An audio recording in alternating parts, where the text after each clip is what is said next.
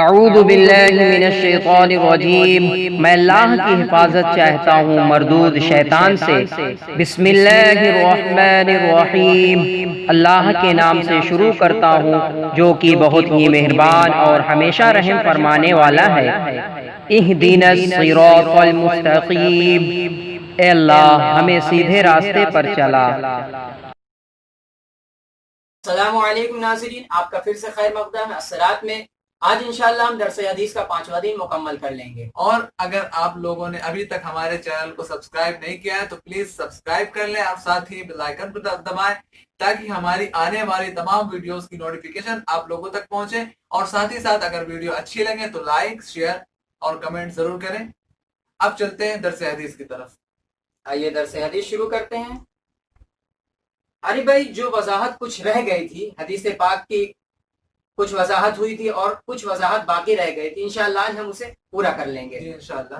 عفان بھائی، میرے ذہن میں ایک سوال آیا، جیسے ہم نے حدیث پاک میں پڑھا، پہلے نیت کے بارے میں پڑھا، آخر حدیث میں ہجرت کے بارے میں کچھ ذکر ہے، تو اس سے تعلق میرا ایک سوال ہے کہ ہجرت کی تعریف کیا ہے اور کیا اس کے اقسام بھی ہوتے ہیں، اس پر ذرا نظر کرو۔ بے شک، بہت اچھا سوال رہا آپ کا۔ یہ ہجرت کا جو لفظ آیا ہے حدیث پاک میں، یہ خاص صحابی کے بارے میں وارد ہوئی ہے حدیث پاک، جس نے قیس قیلا نامی ایک عورت کے خاطر ہجرت کی تھی، لیکن اس صحابی رسول کا نام معلوم نہیں۔ ایک بات عارف بھائی یہاں ذہن نشی کر لیں کہ خصوصیت مورد، یعنی جس وجہ سے حدیث وارد ہوئی ہے، اس کا اعتبار نہیں ہوتا ہے، بلکہ عموم الفاظ کا اعتبار ہوتا ہے۔ آپ کا یہ سوال تھا کہ ہجرت کا معنی کیا ہوتا ہے؟ عارف بھائی، لغوی معنی ہجرت کا جو ہوتا ہے ترک کرنا، کسی چیز کو چھوڑنا۔ اس کا اصطلاحی معنی ہے کہ کافروں کے علاقے کو چھوڑ کر مسلمانوں کے علاقے میں چلے جانا، یا دارالخوف کو ترک کر کے دارالاسلام میں داخل ہو جانا۔ پھر عارف بھائی، لغوی اور اصطلاحی معنی کے ساتھ اس کے کئی اقسام بنتے ہیں ہجرت کے، جسے علامہ غلام رسول سعیدی صاحب نے بحسن خوبی ان اقسام کو بیان فرمایا ہے۔ آئیے آپ کو میں پڑھ کر سناتا ہوں کہ علامہ غلام رسول سعیدی صاحب نے کیا اقسام بیان فرمائے۔ پہلی قسم بیان فرماتے ہیں، ابتدا میں مسلمانوں کا مکہ معظمہ سے حبشہ کی طرف ہجرت کرنا دارالخوف سے دارالامن کی طرف ہجرت ہے، یا جیسے اب مسلمانوں کا بھارت سے برطانیہ، امریکہ، ہائی لینڈ یا بعض افریقی ممالک کی طرف ہجرت کرنا۔ دوسری قسم، مسلمانوں کا مکہ سے مدینہ منورہ کی طرف ہجرت کرنا، یا بعد میں اسلام لانے والوں کا مکہ سے مدینہ کی طرف ہجرت کرنا۔ تیسری قسم ہجرت کی کیا ہے؟ فرماتے ہیں، جو شخص کافروں کے ملک میں رہتا ہو اور وہاں شعار اسلام اور اظہار دین پر قادر نہ ہو تو اس پر دارالاسلام کی طرف ہجرت کرنا واجب ہے، جیسے بھارت سے مسلمانوں نے پاکستان کی طرف ہجرت کی۔ چوتھی قسم، برے کاموں کو ترک کر کے نیک کاموں کی طرف ہجرت کرنا۔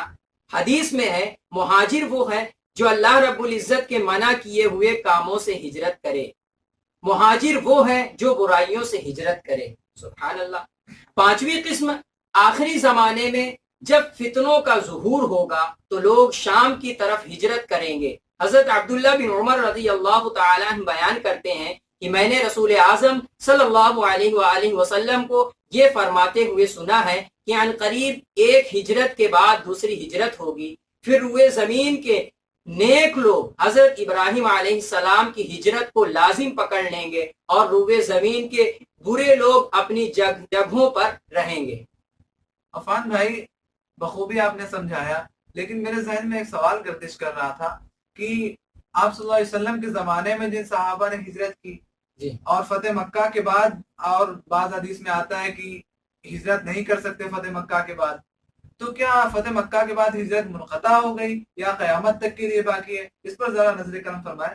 بے شک عارف بھائی، آپ کا سوال بڑا ہی اچھا رہا کہ ہجرت کا ذکر ہوا، کیا ہجرت فتح مکہ سے جب مکہ فتح ہوا اس کے بعد ہجرت منقطع ہو گئی یا باقی رہی؟ دیکھیے عارف بھائی، اس کے متعلق دونوں طریقے کی حدیث پاک آتی ہیں ہمارے سامنے۔ کچھ حدیث پاک ہمارے سامنے اس حیثیت سے سامنے آتی ہیں کہ ان میں یہ ذکر ہوتا ہے کہ فتح مکہ کے بعد اب کوئی ہجرت نہیں، ہجرت منقطع ہو گئی ہے، لیکن اسی کے سامنے کچھ ایسی حدیث پاک آتی ہیں جن میں یہ صاف ذکر ہے کہ فتح مکہ کے بعد ہجرت باقی رہے گی، قیامت تک باقی رہے گی، ہجرت ختم ہونے والی نہیں ہے۔ اب یہاں سوال یہ پیدا ہوتا ہے کہ دو ایک دوسرے کی مخالف حدیث آ گئے، تضاد جن میں لازم آ رہا ہے، تو ان میں تطبیق کی کیا صورت ہے؟ تو علامہ غلام رسول سعیدی صاحب نے اس کی وضاحت فرمائی ہے، آپ نے ان دونوں حدیثوں کے درمیان تطبیق دی ہے کہ وہ حدیث پاک جس میں یہ ذکر ہے کہ فتح مکہ کے بعد ہجرت منقطع ہو گئی ہے، اس سے مراد یہ ہے کہ ہجرت کی فرضیت منقطع ہو گئی، اور وہ حدیث پاک جن میں یہ ذکر ہے کہ ہجرت جو ہے فتح مکہ کے بعد بھی جاری رہے گی، اس سے مراد یہ ہے کہ مستحب ہے اب ہجرت، فرضیت منقطع ہو گئی، یعنی ان کی فرضیت منقطع ہو گئی، استحباب باقی رہا۔ انشاءاللہ بات سمجھ میں آ گئی ہوگی۔ جی عرفان بھائی، بات تو سمجھ میں آ گئی۔ میرے ذہن میں ایک اعتراض اس باب کو یہ جو باب امام بخاری نے باندھا تھا اس باب کو لے کر میرے ذہن میں ایک اعتراض ہے کہ امام بخاری نے باب جو باندھا بدء الوحی یعنی وحی کی ابتدا، اور جو باب کے ضمن میں حدیث کو پیش کیا اس میں وحی کا تو ذکر ہی نہیں، تو اس پہ کیا کہنا چاہے؟ علماء کا کیا کہنا ہے، فقہاء محققین کا کیا کہنا ہے، اس پہ ذرا روشنی ڈالیں۔ بے شک عارف بھائی، آپ کا اعتراض بالکل صحیح ہے، 100% صحیح ہے۔ کیونکہ امام بخاری جو باب شروع میں باب جو باندھا ہے آپ نے بدء الوحی، وحی کی ابتدا سے، لیکن حدیث پاک جو ذکر فرمائی آپ نے اس میں وحی کا کوئی ذکر ہی نہیں ہے۔